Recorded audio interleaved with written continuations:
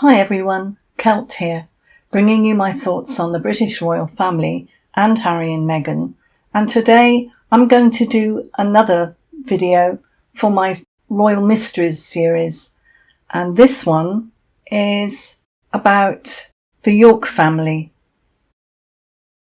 There's a new story about the royal family that's got everyone talking.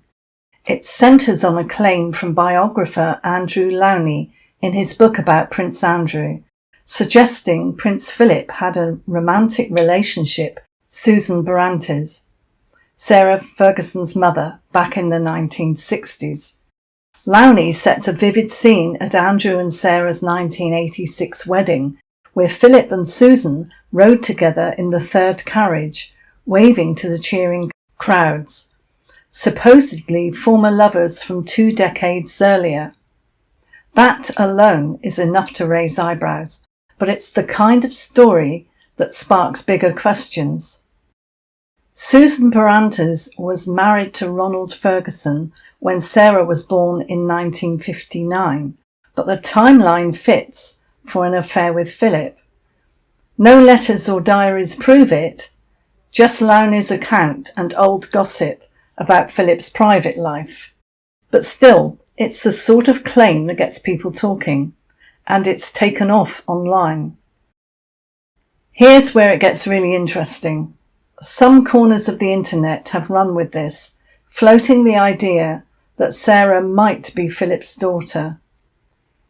If that's true, and there's no evidence at all, just speculation, it would mean that Sarah and Andrew, who married in 1986, would be half-siblings, if that were true. Imagine the shock of that. A royal marriage between a brother and a sister, even unknowingly, would be a scandal beyond anything we've seen. The palace would have moved mountains to keep that secret buried, wouldn't they? But what if they didn't know until later, or what if they did, and went ahead anyway to protect the monarchy's image?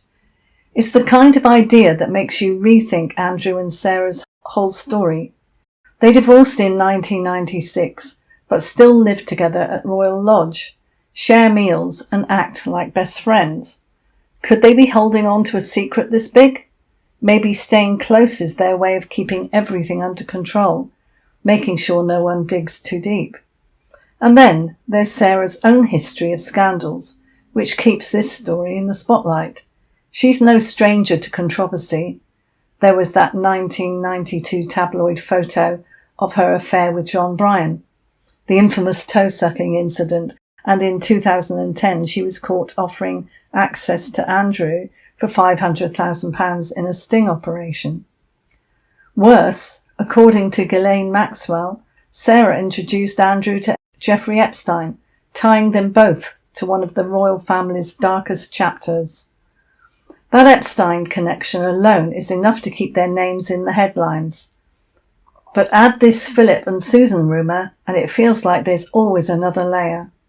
Lately, some have wondered if Andrew and Sarah, or people around them, are pushing negative stories about other royals, like Prince William, to shift attention from their own troubles.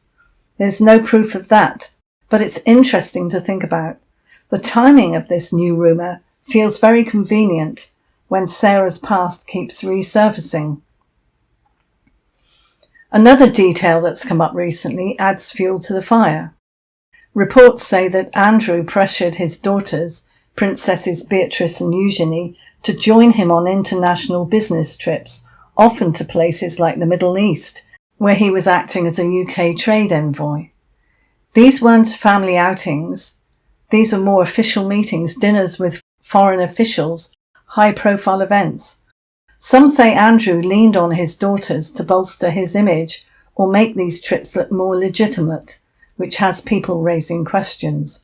Why bring Beatrice and Eugenie into his work?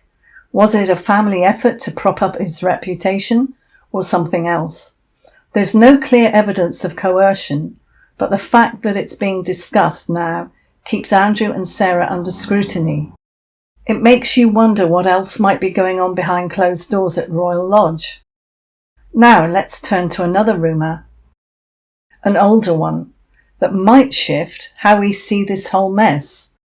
It's about Queen Elizabeth and her close friend, Lord Porchester, or Henry Herbert, the 7th Earl of Carnarvon, known as Porchy. He was her racing manager from the 1950s, and they were tight, shared a love of horses, had private lunches, spent time together at his estate. Around the time Andrew was born in 1960, people started noticing he looked a bit like Porchy. Gossip columns and even some TV shows like The Crown hinted at a possible affair, suggesting Andrew might be Porchy's son, not Philip's. There's no proof, no documents and no confessions. Just talk and a few side-by-side photos that got people curious. But if this is true, it changes everything.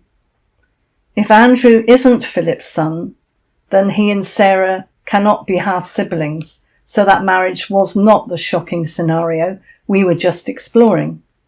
So that's a relief in a way, but it replaces one scandal with another. The idea of the Queen having a secret child with Porchy would have been just as explosive, and the palace covering it up while Philip raised Andrew fits their pattern of keeping things tidy. Here's where it gets even more tangled. If both rumours have any truth, Philip with Susan and the Queen with Porchy, you've got a royal family juggling two massive secrets at the same time. Andrew and Sarah's marriage becomes this bizarre crossroads of hidden truths, even if they're not related. Could that be why they're still so close? Sharing a home at Royal Lodge, defending each other in public, even after Andrew's Epstein fallout and Sarah's string of scandals. Sarah's track record does not help an affair that led to that 1992 tabloid photo, and the 2010 sting where she offered access to Andrew for £500,000 and her link to Epstein via Ghislaine Maxwell's claim that she introduced him to Andrew. That's a lot of baggage. Maybe their bond is less about love or friendship and more about survival, two people who know too much, making sure the other stays quiet. I actually think there is love between those two. I definitely think that Sarah is totally devoted to Andrew. He's her lifelong prince. And I also think that she likes the lifestyle. But there is this idea that's been floating around. Are Andrew and Sarah, or someone in their circle, pushing negative stories about other royals like Prince William to take the heat off themselves? Sarah's scandals keep getting dragged up, and Andrew's Epstein ties are not going away. With this new Philip and Susan talk, it would not be surprising if they wanted to shift the focus. There's no evidence there behind it. No leaked memos or PR strategies. But the royal family's no stranger to managing headlines. It was also quite shocking that Susan Barrantes was killed quite horrifically in a car crash in Argentina in the 90s. So regarding all this negative news for the Yorks, maybe they've learned how to nudge the narrative elsewhere. It's just a thought, but the timing of these stories does make you wonder. So, let me have your thoughts on this. If you haven't already, please subscribe, like if you liked it, and ding the bell to receive alerts for more videos like these. And thanks for watching, and I'll see you in the next one. Bye.